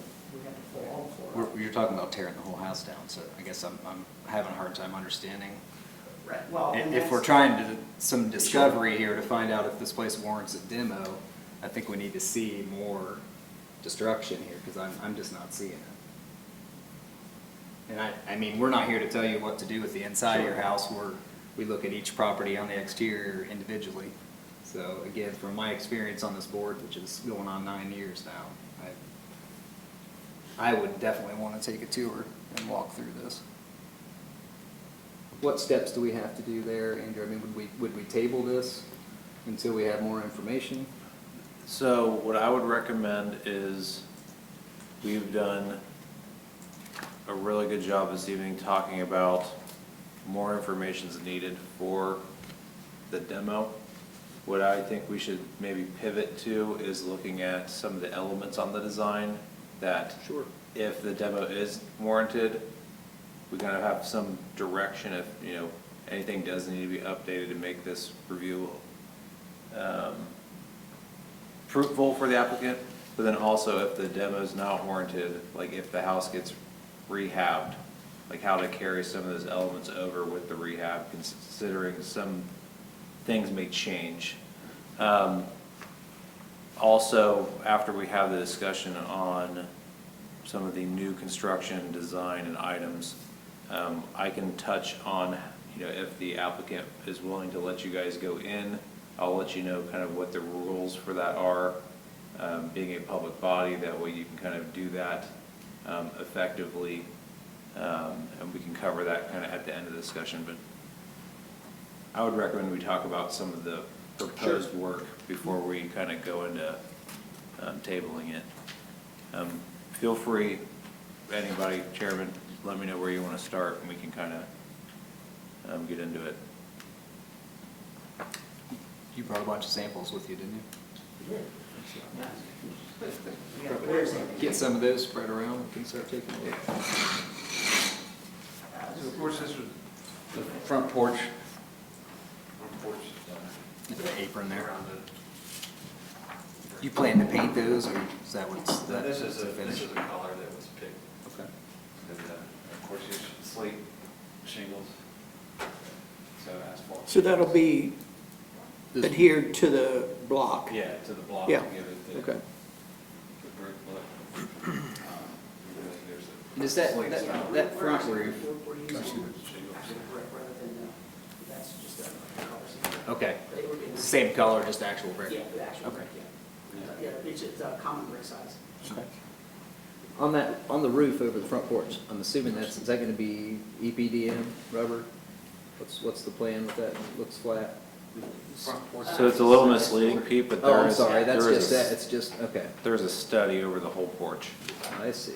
So the porch extends back I got you, deeper than That the is first deceiving. floor wall height. okay. So about where this railing is here, that's where the porch goes back to on the second floor. It took me a minute to look at it too, because this note's 8 foot deep and this is almost 13 feet deep. Yeah, it looks like a flat roof with a, from the 2D. Yeah, you're right. Sounds confusing. Well, I like it better. We are, it's called out either Hardy or LP. And the builder prefers the LP over the Hardy for several reasons. One is it's wood, it's not as brittle. One of the things that we run into with the Hardy side and the cementous fiber is that you hit a rock with your lawnmower, it'll chip it, it'll break it. And it's hard to swap out the piece. It requires the, supposed to, there's OSHA requirements, it's a special saw blade in order to cut that, where the LP is a wood, where it's a composite, but it's a wood. And so you don't have those issues, but we are looking at that finish, and not the real heavily textured cedar finish, but that smooth. It is. Andrew, was that a LP product on Mark Cox's son's house? Austin's. Austin, Yeah, his LT product came in a panel, and the panel came with like 4 or 6 horizontal runs in a row. And the way his windows were spaced out in the house, he didn't have any joints where the Where you two saw it. panels went together. So that's why he chose that product, because of his wall width, and it was easier to lay the panel. I think that is probably the only LP That's the only one I could think of. that's in the city. I know Dave has proposed, you've proposed an LP a couple times, but I think every project you've done, they've ended up going with James Hardy. Yeah. So I also done an education on the Smart Trim and the LP brand. It looks like OSB, but, they're, even with the large panels, the largest piece is about half the size of the business card. But where OSB, they take those and it gets compressed. I'm afraid I'm not going to catch any of this. It's all okay.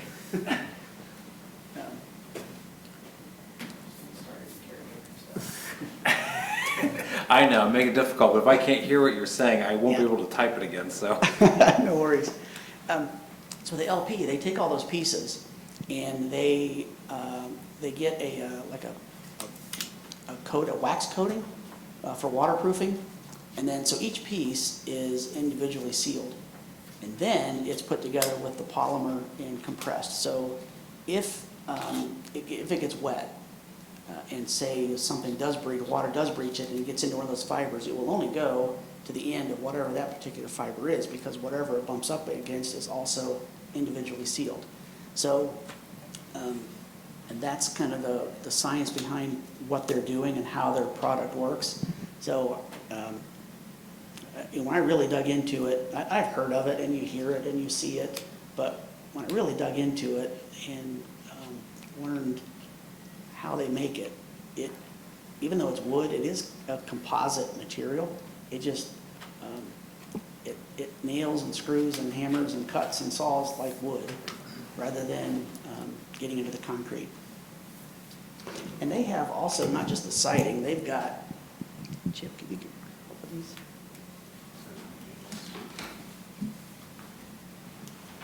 This is, Andrew, this is a 4-inch slab? Are those, is that an individual piece then? I think what was on Mr. Cox's house was it's thinner. Yeah, so Okay. Mark's is a 3.5, and it's almost like a Dutch lap, but not, where they lay in a panel. That's the 1 by, and this is the 5/4. Well, yeah, it says 4-inch lap Yeah. composite siding. And it is, and it would be an actual 4-inch lap rather than a panel with slats on it. These would be actual, So the exposure is 4 inches.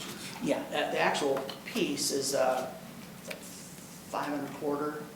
Okay. 5 3/8 or something like that. But it has a 4-inch exposure. And that's a a 4 smooth, 1/8 the smooth texture that we saw on the first sample that you. Yeah, the smooth. Yeah, this is an LP Smart Side product, but this, on this house, this is a panel. So it comes in, runs a 4 or 6. So it's not like a lap siding, because the grooves, the siding doesn't lap, but it's not like a Dutch lap either, where they lay flat.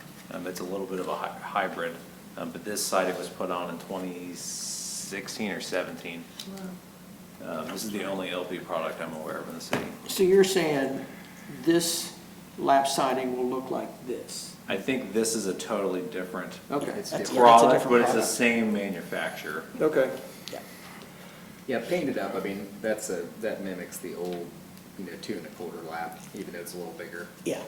But it does look like, it's composite wood, so it does look like wood when it's painted up. Yeah, it does. Do they make this in a smooth surface? They do, and there's, That's what, it's right there in front of you, the white sample there. Oh, it's, oh, the white, Yeah. okay. yeah. And that's smooth. It still has a little bit of a texture. It's not glassy smooth, but it still has like a pebbled. One of the things I heard Andrew speak to was if I was looking at the front elevation, and we were talking about the number of columns there. And if you came back, if we decided to go that route with a complete demolition, and we may want to look at something a little bit different with the column treatment there at the front. That's so where I'm coming from on this. And if I can ask, different in, Well, I don't know. Like in Instead of size four- or style? Instead of 4, reduce the number, maybe increase the size a little bit, something of that nature. Well, see, I think the size of the columns individually look okay. I don't think you'd want to get them any bigger than that. Well, but I'm talking about maybe if Only you 2. went to 2, make the Right. 2 larger. Mm-hmm. Not to be disagreeable, Roger, but I have to agree with Dave. I think the proportion's probably right, even if it was 2. Typically, if you see a stacked column like that, they're either in a 3, you have the 2 in the front, and then there's the 3rd behind, or they're in 2 stacked front to back, not side to side. And typically not in front of the window either, which makes it a little bit busy, so I kind of see that as well. I do like the look of it, but yeah, feels a and little this heavy. this is on the Tuscan order, so the 5 orders of classical. So this is the Tuscan. So they are all based on, rather than dimensions, they're based on proportions, right? So with Tuscan, the height of the column is always seven times the diameter of the base, right? And where it starts to taper, that, and even the amount of taper, and the whole the architrave and the frieze and all that crown and stuff at the top is all based on the height and diameter of the column. So there are this is the Tuscan. There's a Doric, which is very similar to this, and sometimes they will bunch up columns like 2 by 2 by 2. And with Tuscan, they will either maybe have 4 equally spaced. I looked at that, but I really kind of wanted to highlight that front door and really kind of draw attention to the entry, make it up, draw your eye into that. The other thing, and this is, we always get into this, when you're looking at a drawing like that, it's like 0 degrees, 2-dimensional, and there's there's no benefit of perspective. And so as soon as perspective is added, you know, you never really see it exactly like that, just because it's so flat. So even like building heights and depths of overhangs and things like that, it's hard to capture that on a flat drawing like this. So, You know, see, when I look at this, I think it's a little more on the busy side. You know, we've got 2 columns on each side. Then we have one of, you know, the columns hiding the window behind it.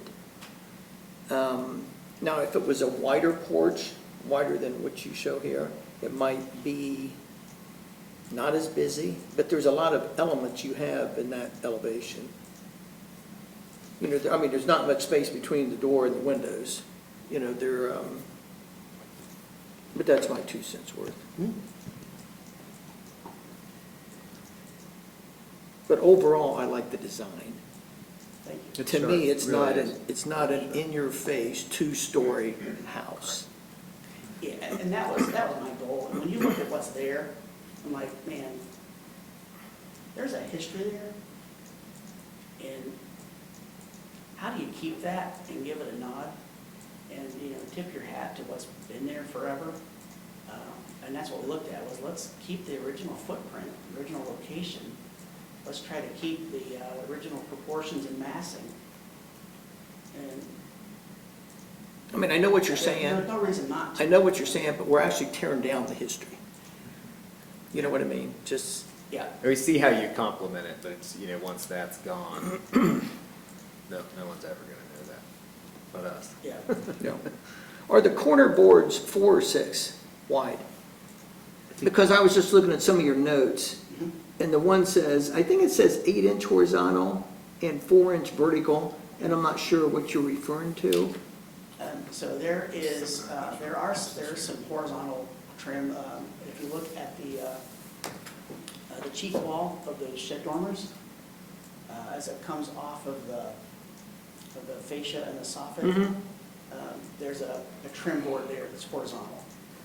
That would be the 8-inch board. Okay, so that's the freeze board, right? Yeah.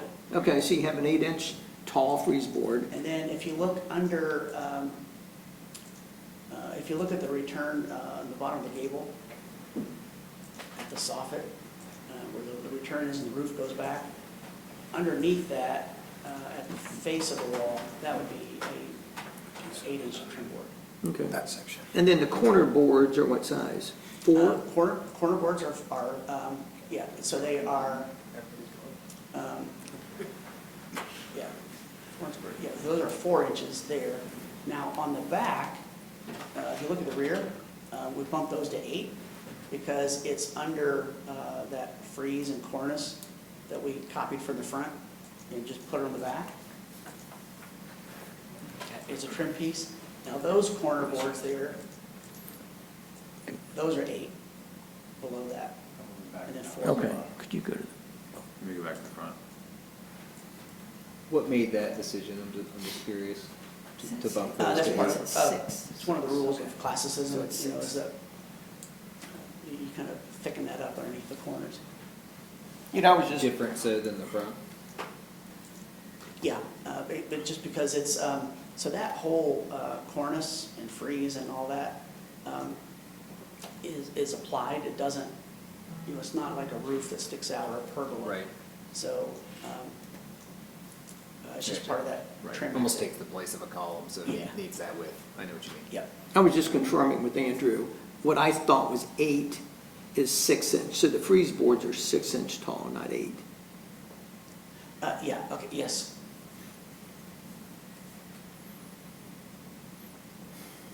I misunderstood your Can we see the question. side view again? Sorry if you're done with that. No, please just tell me where to go. So and I'll try to what's the drive. plan for the bay window roof there? Metal, standing seam metal. Okay. Yeah. That would probably be black to match the roof? Yeah.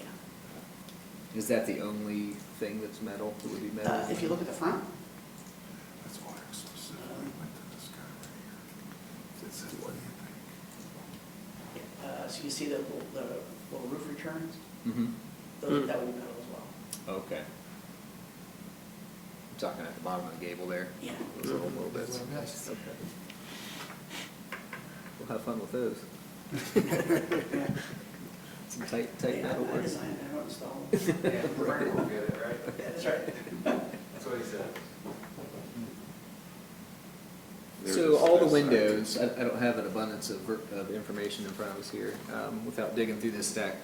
What are the windows? Can you talk about those a little bit? I'm sorry, Anderson, you had them listed. Yeah, that Anderson 200s. Okay. And then what we did find, working with Andrew, we found somewhere in history, we found an old photo where, I think it was a window in the gable, had just a single vertical grid. And I was like, cool, copy that. So we did. Also, just FYI, we're looking at SDL on the grids. Is that just the Anderson too? Is that an all wood window? It's a wood, and then it has a composite cladding on the exterior. On the exterior, Yeah. okay. Yeah, that would be white. Okay. That's as close to you can get, that I found, as a maintenance-free wood window for the exterior. There's some other ones out there that are really great wood windows, but it's an aluminum clad. And this, they do that composite material. What is that material? It's like it's like a fiberglass resin almost. But what's nice about it is it doesn't get brittle when it's really, really cold. But it also, so it expands and contracts a lot better than the aluminum cladding would. So you don't get the gaps that you see with aluminum in the summer. Is that the renewal? No, it's an actual, it's Okay. Anderson 200s. Okay. The 100 series is just an all vinyl, and then the 400 is just all wood.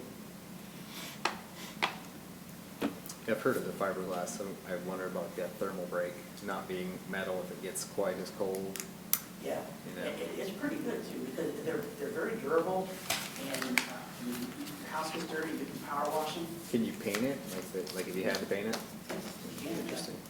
You want to prime it first, Right. but yeah, it can be painted. And then there's, I don't know, 3 or 4 colors that come factory that way. But what's also nice about that is with an aluminum clad, is it's like a baked-on finish, and so if it chip or whatever, with this, it's the solid color all the way through. So if you get the almond or whatever, it's that color all the way. Can you talk a little bit about the headers on the windows? Is that some like crown detail? Yeah, it is so overall, the architectural style, it would be, I guess, classified as like a Georgian revival. There's Greek revival around town that I could find, and just driving around and looking. And there's a lot of Georgian influence, and, since we're kind of redoing what was there, where it was, that was where we got the Georgian influence from around town, but the Georgian revival, and bringing that back. So this would be a Georgian head over that, just a real simple off-the-shelf Georgian style. It's a very simple trim profile on the side, slightly rounded, a little bit of a curve, gentle. On the top, it would be a flat board, and that's just because of how everything plays in with the soffit up above, which was also kind of a throwback to a lot of the trim details that we saw around town. So it's got a cap and crown detail over the header? Yeah, on the first floor. So you're using smart trim. What's the material for the? This is Mike Gust's house, right across the street. This looks pretty similar to what's Oh, on the look at drawing. that grid, even though, like, that's our window. Same grid? Yeah. This is right across the street from 73. Okay. So would that be like a vinyl molding at the top if you're using smart trim for everything else? Yeah, I'm sorry, it would be a composite, like a Fipon or AZAC. Exact, probably. So AZAC is, I kind of prefer that one. They're owned, AZAC is, I don't know if AZAC owns LP or if LP owns AZAC, but they're cousins. What I like about the AZAC trim is there is an adhesive that they make that's part of their thing, but it's like a chemical weld. So when you take those two pieces and you put that together, it turns it into a single unit, so that you're not ever going to get the separation. So that one is, I didn't do well in chemistry in school, so I didn't take it in college. Andrew, can we see the driveway side, please? Yeah, Or is that, that's not the driveway side? this is the driveway side. Now, we are, just to add this, one of the earlier iterations that we did on this is we had an exterior door where that third window is on the left, the one closest to the porch, was actually a door. And just in consultation with Andrew and thinking it through and talking it through, we took that out because the driveway runs right there along the house and it actually touches the house. And so if you look at the addition that they did in the back, it is at grade level, and then you go in, then the stairs are on the inside, on the existing. So what we wanted to do is, what it was creating was a stoop outside, which was going to infringe on the driveway. Yeah, you can see the driveway is, so having a door there that exits is probably not the best idea. Are those just 3 awning windows then? Those operable? Yeah, like an awning.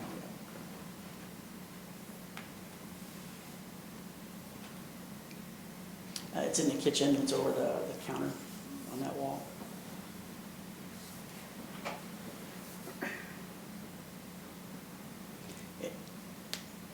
All right, so from the architecture nerd in me, when that door was there, it was really kind of cool because it was dead opposite the door on the other side. So they played off each other really well, but it wasn't the safest thing to have a door there that steps out into the driveway. One thing I noticed you've done is that a lot of times an upper roof, see where the downspouts come off and tie in to the downspout on the first floor. Mhm. Usually they take them, that second floor is all the way over to the end and they just drop it down on Dumps the roof. Yeah. We're open to that. No, I'm just saying this, Yeah. I mean, I don't mind this. You just You know, have there- more. There's something, I know this might sound odd, but there's something charming about that old industrial look from the 20s and the 30s. You know, and it's like so these downspouts, we're using a round spout. I like the connections. We like to see that detail of the brackets. And so there's just something cool This is the about heavy, that. heavy-duty extruded Yeah, with the, so every 16 inches you've got the yep. bracket. Now, on the downspouts, do those have the clasps also? They do, yep. And if you Those are zoom pretty in, neat. If y'all haven't seen those, we're putting some on the barn right now. They're pretty neat. There's something kind of neat about it. Looks old. Like your brackets that you typically have on a downspout, they're like a, I don't know, like a Grolsch bottle, if anybody knows what I mean by that. The old bottles that Like a have the tension flip fit to top. hold it together. Yeah, yeah. That'd be good. second page down. I missed it. Maybe. Still not seeing it. There you go.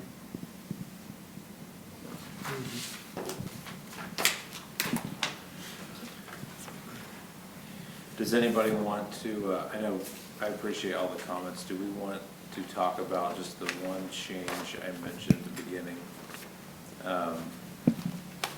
Regarding either, if it's a rehab or new construction, the height of the house changing. I tried to leave this graphic up just so it was kind of a little easier to compare them. What does the height need? zoning requirement for two-story? It meets the zoning, so this would be considered a story and a half. It's probably like, Because of the dormers? because of the way the roof line is, it's probably like the biggest exaggeration of a story and a half that we probably have in town, but it's within max roof height. And then the Old Town District requires the roofs to be either within 10% of the adjacent houses or mimicking adjacent styles. The house on either side is a two-story. So from a zoning review, I'm not concerned with the additional height. Again, it is just a topic of this project proposed would be raising the overall height of the house by 5 feet. Yeah, if I did my math right, it was like 5 feet 7 inches. So just something to be aware of that. What are the surrounding 5 feet houses 3 inches. like here, Andrew? I know, are they both two-story? Yeah, so this is the house to the left. Oh, trees in the way. Put all these trees here. Cool. This is the house to the left, Okay, and then this is the house to the right. pretty relative then. So this is probably the shortest in between. But the change proposed is to make while the footprint's being the same, the massing of the house is getting significantly taller, so it's just something to point out for discussion as well. I'm gonna try to straighten that tree up, it's up. I do appreciate, taking the attributes of the house and amplifying them a little bit, the way that you have.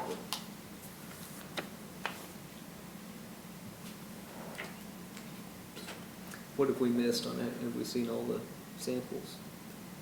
I think. Wasn't there some lights somebody mentioned? Oh, yeah, Lights, and I was busy driving on Google earlier. Did we look at the color? The sage green, is that right? Is it, is that what it was? It's green, yeah. It sounds like the same proportions. We of- grabbed 3 different, the house back Yeah, here. Can yeah. you lift that up a Right little behind higher? us there. The color's a little lighter. Are there just, we're looking at the one at the bottom. you calling that green? It's called sea It's salt. green. Yeah, Okay. it's ish, it's, So wait, we're looking at the one on the bottom to be the, well, of those three, but the one on the bottom would be, if we were ranking them. That's what you would prefer? We prefer one, and then 2, and then 3. so color at the bottom and then white on all the trim and the window details, we're gonna be all white They're all too. white. It's a nice And color. then with the brick.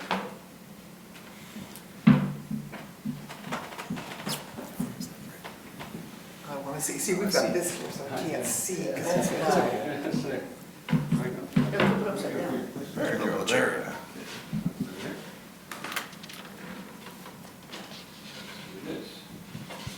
Does look a little more green like that.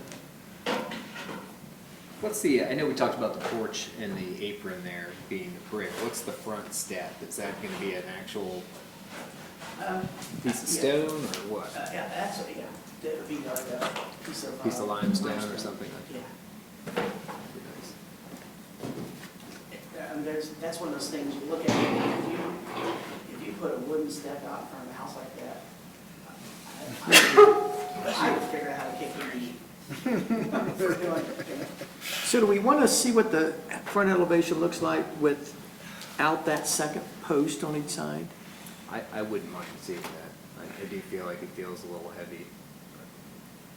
What if the inside ones were moved in? I think he said you talked about running 4, but it was crowded the door too much. Yeah, it did. And, the other thing on this, when we're talking about perspective, that porch is 8 feet deep. And that's, where, a lot of porches are just tiny little things, or they're not really that deep. to be able to maneuver around and get around. This is the full 8 feet, so you don't have that depth.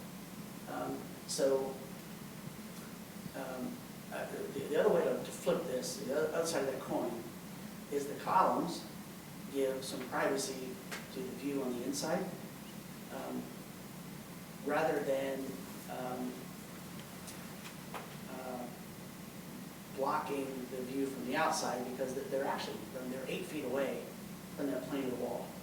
And, you know, as soon as you move a foot either direction, the whole perspective changes. So the view of the window, the view of the doors, all that changes as soon as you add that depth and perspective. And sometimes that's hard to explain to people, but explain it right. If we ended up doing a tour, would it be possible that by the time we came back for a discussion, that you'd have something possibly a little more illustrated 3D? Yeah, Tell or I not, something like can, that? well, one of the things, I'll render it in, and I'm still kind of old school. I do my renderings by hand, I use, No AI? no, I don't, no. I do a lot of drawings myself. I feel your pain, but it's a. So I use watercolor markers and alcohol-based markers and color pencils, and so I color by hand. But until you let us know which of those green samples we get to Yeah, use, you don't want to, you have to redo the whole so, thing, right? yeah. Because it's not that I can click a few buttons and change the color. I got to do it again. So yeah, but yes, the short answer is we can do that, and we can match that. I can even get Pantone color, based on that, and I can get some watercolors and markers that's that actual shade. So it's kind of cool. It's fun. That's for me. That's what I get to do on a Saturday evening to kind of decompress and sit down. So, I'm an artist, so. okay, so I got you. Yeah. So Steve, just to help, since it's almost 9 o'clock, to help this conversation move forward here, it sounds like these guys want to do a site visit at some point. That site visit can have no more than 3 members at a time at the property. So if you guys want to coordinate after the meeting, like when someone will be there to open it, to go through it, and then you guys can divvy up. You don't have to be there in groups at all. I'd probably discourage more than one of you going at a time, but if schedules conflict, max is 3. More than 3, you're a quorum, and while you're there, just try not to discuss amongst each other. If you're there with each other, things about the application, you can review with property owner conditions, but that way you're not having kind of a round robin behind the scenes meeting for the agenda. If you have any questions after going through, you can call me. You just can't talk amongst each other. With the timeline for the next meeting coming up very quickly, we'll talk about during old and new business. I would say if you're going to go look at this house, it'll be ideally this week, maybe early next week.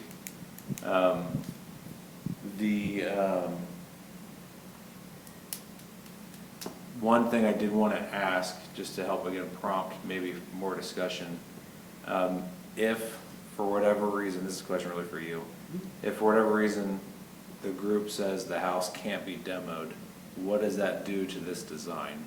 Roof height only? Well, Can you still make it taller? I guess I wanted to prompt it because I know I've never had this conversation with you, but sure. if it impacts the design to that level, it'd be good, I think, to say it now here rather than trying to explain it during the visit. That way they know what to expect. Because after viewing the house, if they come back in December and say, yes, this house, does warrant a demo, then you don't have to do any more work. If they review the house and they come back in December and say, we want the full depth analysis, then you're on the January meeting. So you're kicking the ball further away from you. So I just want that to be a very open conversation that, you know, if, yeah, so if the house is not getting, and that's what I'm saying, they can't meet as a group and discuss it, like, but if you can't demo the house, what does that do to this design? Like, can you still achieve this, or what would change? Because I think that's a good thing to talk about tonight, not knowing what the site visit will impact. Am I allowed to ask what you'd like to see as preservation when you go into something that's built, added onto it in 2003, that really has nothing to do with preservation of what is the history of it? You know, is it that kind of I think we'd be having a different discussion if we were just tearing the back addition off. Yeah, and that's where, because I feel that, to be honest, that's probably the worst of it. If obviously you're a contractor, I believe, and the discussion sounds like you might be too. I believe I'm an architect. the newer section is probably the worst of it, other than the older section has more of some damages and things like that, and the undersizing. I fully agree with that, and it's unfortunate to say so, but I would buy an old house every time before I'd buy one of these new builds, to be honest. Right, but I'm asking, what, as the commission, what do you like to see for preservation, that we try to keep that floor with not the back window we can match up? I mean, I guess from my perspective, if I was going in and looking at it, I'd gut some sidewalls and see, you know, if the foundation is worthy. The framing's probably worthy. You know, it might be, if you're gonna keep and salvage some of that structure, it maybe part of the roof can come off, but you're building in the same likeness, you know, just to try to totally tear something down, that's still got some solid bones to it, because like I said, I typically do restoration work 90% of what we do. And very rarely do we tear anything down. I mean, we did the Tryon Street house over here right up the street from you on the alley, and I think 9 out of 10 people would have pushed that over with a bulldozer. But it was a lot of work, but it's doable. And from my perspective, I think this is doable. I think you could change it and still alter it somewhat to this level. But again, I feel like I need to see it to justify it. I hate to see things torn down if it's not totally necessary. If part of that structure could be salvaged and you could build upon it, I think I would be willing to look at it a little deeper. It's a beautiful design, what you put together. Yeah, thank you. And then, Andrew, I appreciate the question, and that's a very good, appropriate question in this setting and in moving forward. So a couple of things that we were, so can we still do this design? The answer on that would be no. And the reason for that is, one of the things that we're doing here is we're raising the ceiling line to 9 feet. The inside currently is like 7'10" or something, so it's short. The height of the windows that we're trying to maintain that size of the windows, the height, puts it at that height, the ceiling height, and maintaining that puts the bottom of that window real close to the floor. And what we're wanting to do is, when we raise the ceiling line, we can raise the head height of that window a little bit as well, so that it's not, so the proportions are a little bit more there. If you look at that existing window, it's tall, but it's also narrow, and there you go. Oh, I lost it on my other screen. I'll get there. Keep talking. Yeah. So that window on the inside, it's real right up close to the ceiling. Now, when you carry that around to the side of the home, side of the house, and when you get into bedrooms, we have egress issues, egress size windows that are needed, both on first floor and second floor. And there's a little bit of variation there on the first floor to second, but negligible. But you know, when we look at that and go around the sides of the house, you know, we're not able to just add a foot to an existing wall. You get that hinge. We looked at, could we do something with floor trusses, you know, and keep that, and then have a floor truss designed in some way that maybe it was, had legs on it, if you will, or a tray, built-in tray of some sort, and we just couldn't get it to work. I mean, it made it worse, you know. And the other thing that we get into is we're creating these shed dormers. So in order for that, the existing roof pitch is, it's about a 612. And it may be a little proud or shy of that, but it's right around 6, which is what we're doing on the shed dormers. Well, to do that elevated, that dormer roof gets so flat that then it doesn't look right. I mean, frankly, it just turns it ugly.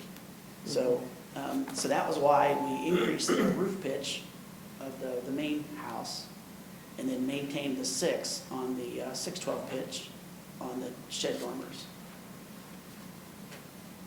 What's the new house pitch? Sorry. 12 on the main house, yeah, 12. And then the shed dormers are the 6, which matches the existing. And then that existing front porch is, it's a fraction, because I think what they did is they went to the sides, and then they connected the bottom of that window, and then they just built it, and then whatever it is what it is. So you're saying the ceiling height would have to stay at 710? Yeah. Well, there's no way we could raise it. And if we did a tray, you know, build something with a floor truss or whatever, that also affects our stairs. You know, the stairs coming up and the stairs going down to the basement. The basement is not a full height basement. I mean, it's shorter. So we've stacked the stairs. So you go straight down to the basement, and then you go up to the landing, make your turn, then go up to the second floor.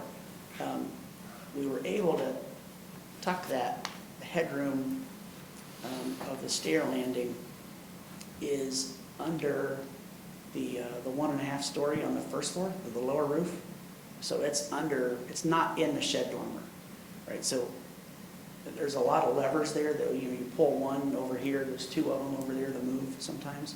And so it would be very, I don't know that it would be possible to duplicate or come close to this design by not raising that first floor ceiling.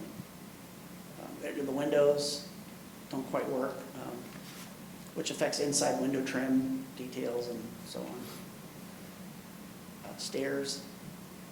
Can we see the floor plan one more time? Just curious about the stairs we're talking about. So it comes up tight and comes out in the dormer? Yeah. Okay. Yeah. I see. That took a lot of math. Yeah, those stairs are tough, especially in that tight corner where with the window. Yeah. I just realized on the front elevation that window is a lot shorter than that. You talked about it earlier. Yeah. Well, the column kind of hides that until you start looking real close. Was that part of the consideration of the columns? Yeah. Also? Yep. For the most part, there isn't anything on here that wasn't on purpose, you know. Some of it is because I can't not think like that. I wish I could, but. So, Andrew, are you opposed to a walkthrough, or how that would work for us to check out what's going on site? What are you doing tomorrow? I actually will be up here tomorrow. It's raining. So I could possibly go, but I don't know what anyone else is I'm scheduled. available until 12. Okay. Yeah, I would recommend at the end of this meeting, you guys can talk with the applicant to work out Okay. meeting. But I appreciate all the back and forth on if the demo doesn't happen, kind of what that does to this project, because I just wanted that to be clear that the design for a rehab would completely change from what's on the screen. So not to like influence your on-site visit, but, you know, it does have an impact on the plans you're seeing, where, you know, this house probably isn't gonna look the same if it's warranted to be kept. That could be good, that could be bad, that could be indifferent, but just something to be aware of. There's some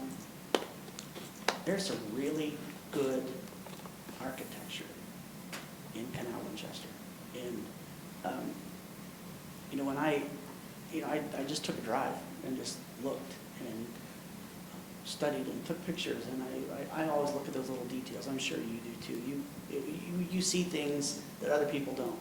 It drives my wife crazy because she looks at it and I'm seeing something completely different. But there's a lot of really good quality architecture, residential architecture here in Canal, Winchester.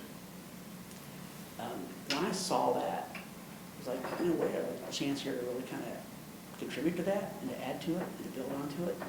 And getting into the Georgian revival is, you know, it plays off of what's here, but it also adds some, it's not duplicating everything that's here.